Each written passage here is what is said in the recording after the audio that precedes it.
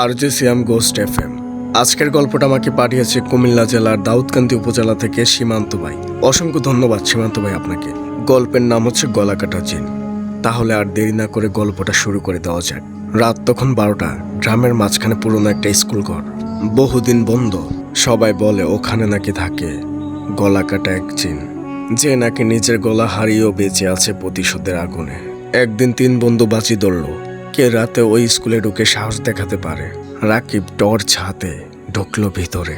চারিদিক শুধু বাতাসে গর্জন, দেয়ালে রক্তের দাগ। হঠাৎ পিছন থেকে এক ফিসফিস আওয়াজ, আমার গলা ফিরিয়ে দে। রাকিব ঘুরে দাঁড়াতেই দেখলো একটা ছায়া। শরীরে নেই মাথা, তবুও কথা বলছে। শরীর থেকে ধোঁয়া উঠছে। জিনটা হাত বাড়িয়ে রাকিবের গলা ছুলো।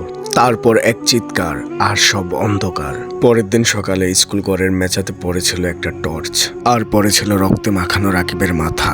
কিন্তু রাকিবের শরীর পাওয়া গেল না কখনো। যদি আপনাদের কাছে এই গল্পটা ভালো লাগে তাহলে আরজে সিয়াম গোস্ট এফএম এর পাশেই থাকবেন।